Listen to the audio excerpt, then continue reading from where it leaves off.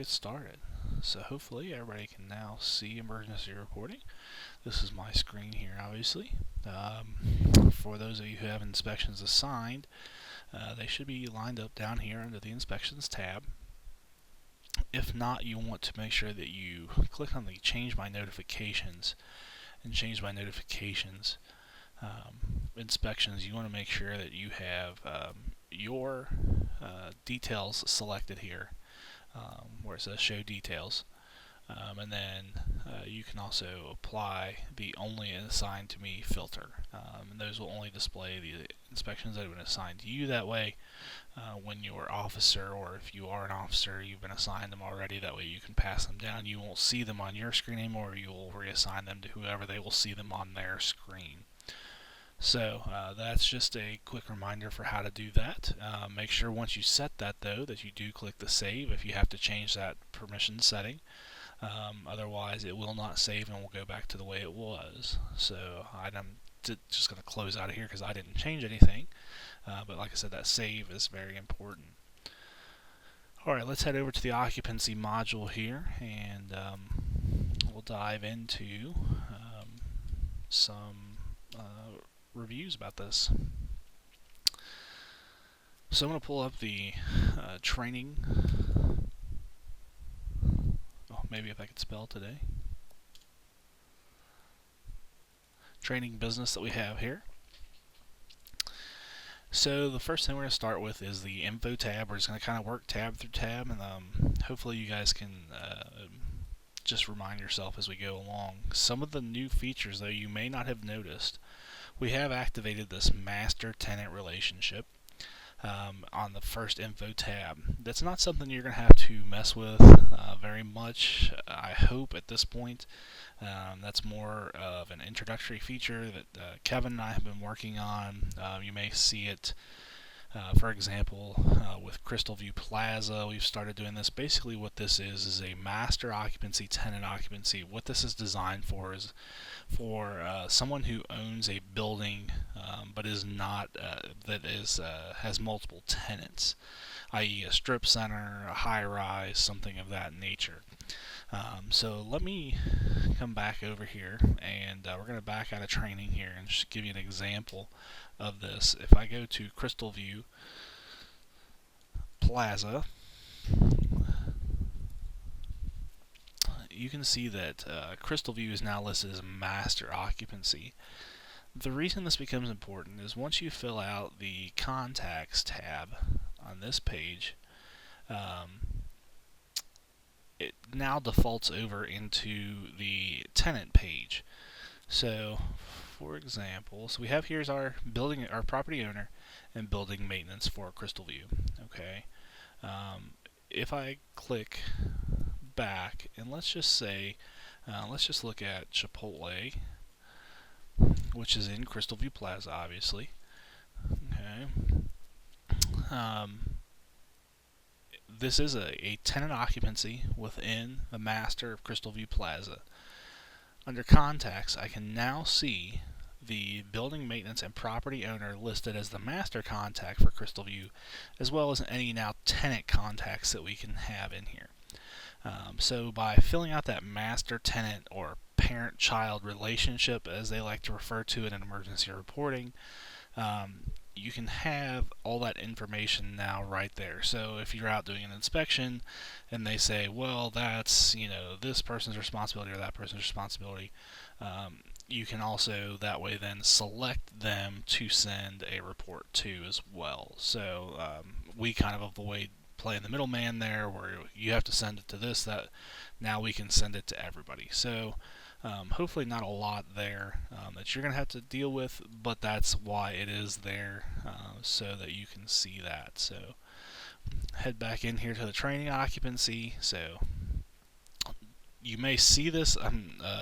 Like I said, Kevin and I are currently evaluating this.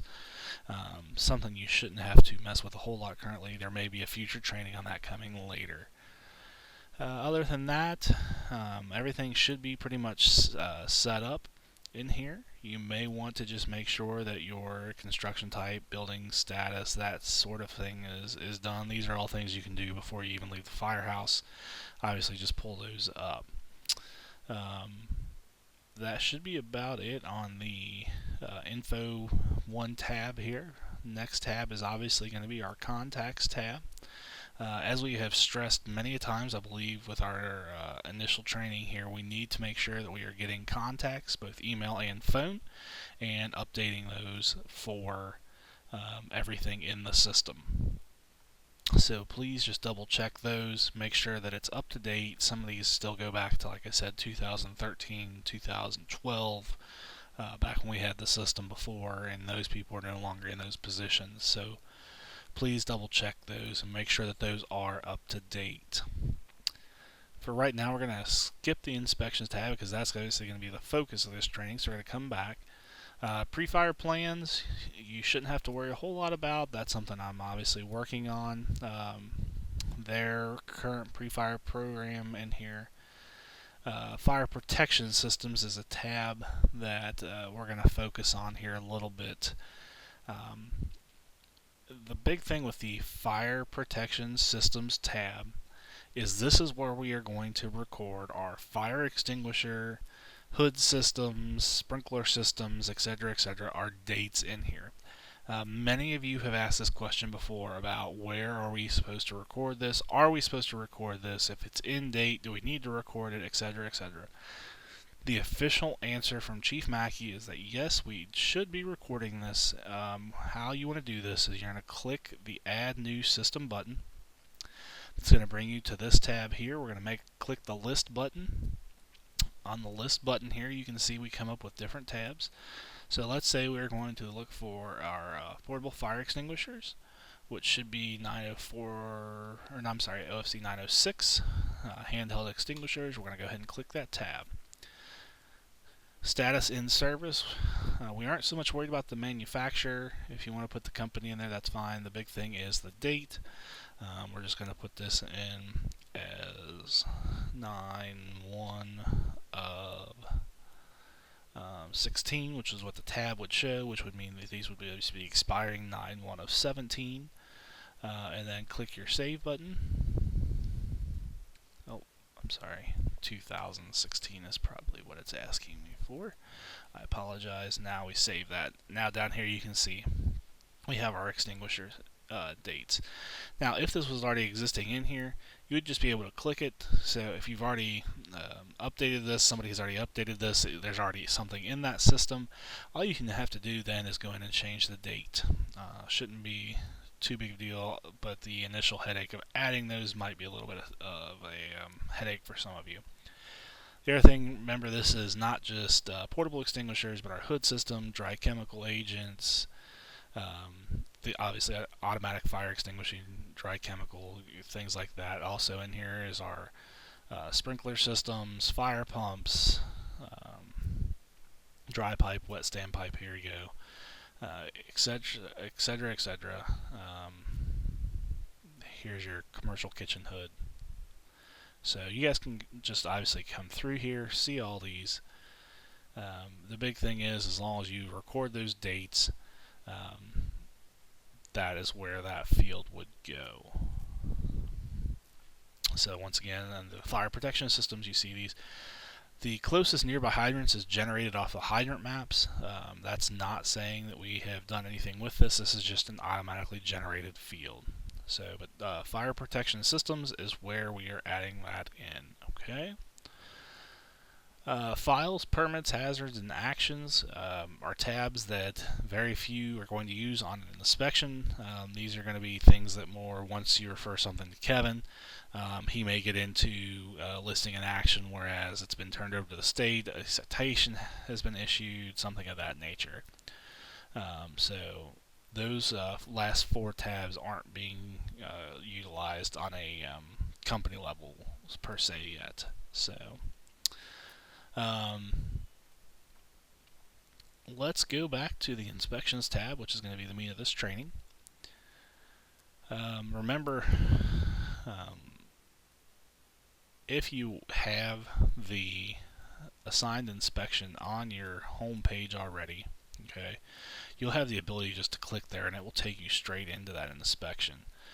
Here, under the inspections tab, you will have to select start a new inspection, or if you're doing a reinspection, you can click it as well. But for the purposes of this training, we're going to start a new inspection. Inspection date, we're going to put now just because it's going to fill in the time for us automatically. This is going to be an annual inspection in which we're going to use the annual fire inspection form. Yes, there's a lot of forms in here. Most of these are Kevin's forms, especially these last 4.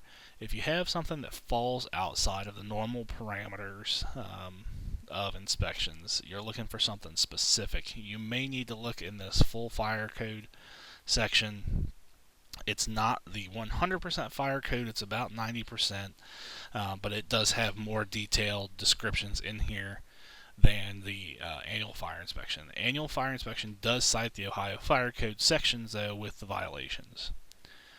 We're going to make sure in our contact box here that we fill our contacts in, and we're going to go ahead and click next. So at this point, we would probably walk the facility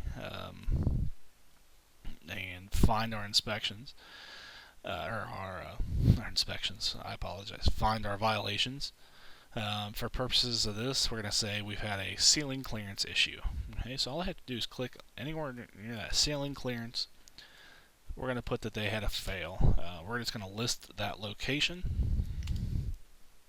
Let's just say it was room 217.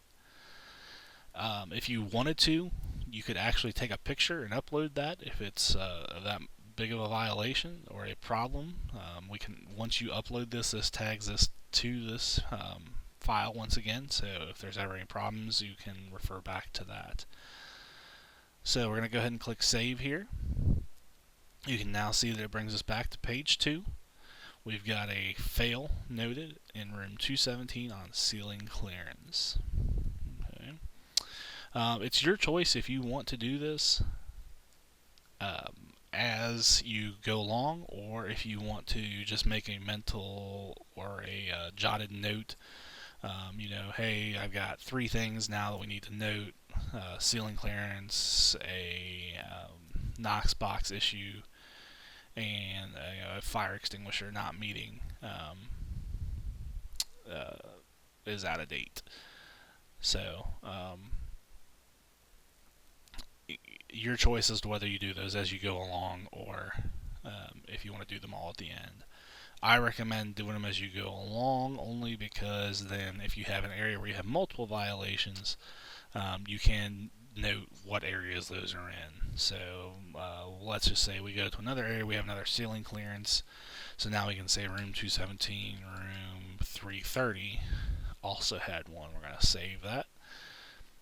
So now you can see we're going along, we're adding to our file here. So that's just me personally, which you can do as you choose. Either way is acceptable, etc., etc. So you can see this does follow the Ohio Fire Code and section nature. And then up here at the top, we do have the no violations found, or where we referred it over to Kevin. So let's move to tab number 3. Okay, so we can either do click 3 or click the next, either way.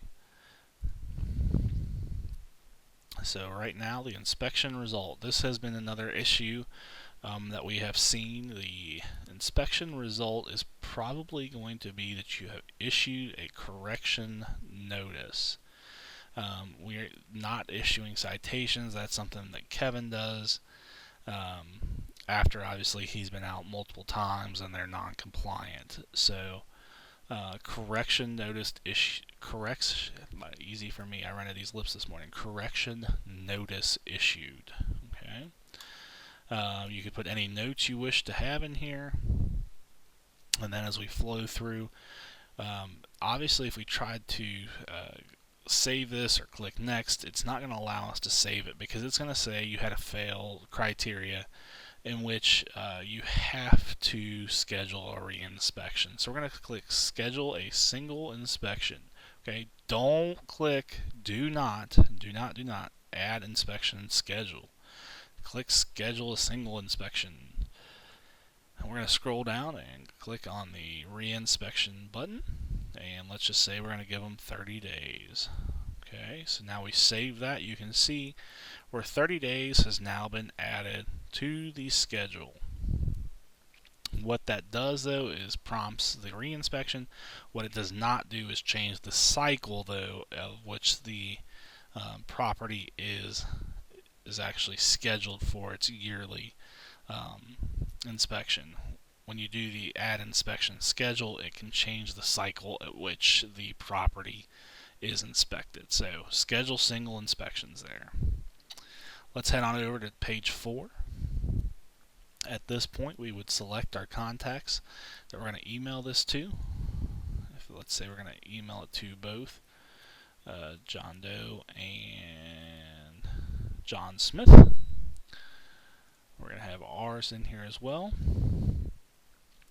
The email inspection results. Okay. Select our observations. It's important to make sure we put our fail criteria over here. Otherwise, if you leave it blank, you don't click this or something of that nature, they're going to get a 13-page report, I believe it is, of every single item that's on our inspection form. Not just the items that they need to correct. So make sure you click that fail. Preview your report. If we preview the report, we come on over here. You can see here was our results from page 2. They failed their ceiling clearance, their 18-inch clearance with room 217 and 330. Correction notice issued. And then obviously it's got our 30-day reinspect here at the top. Okay. We are not collecting signatures, so don't worry about that. Okay. So at this point, you could send your email.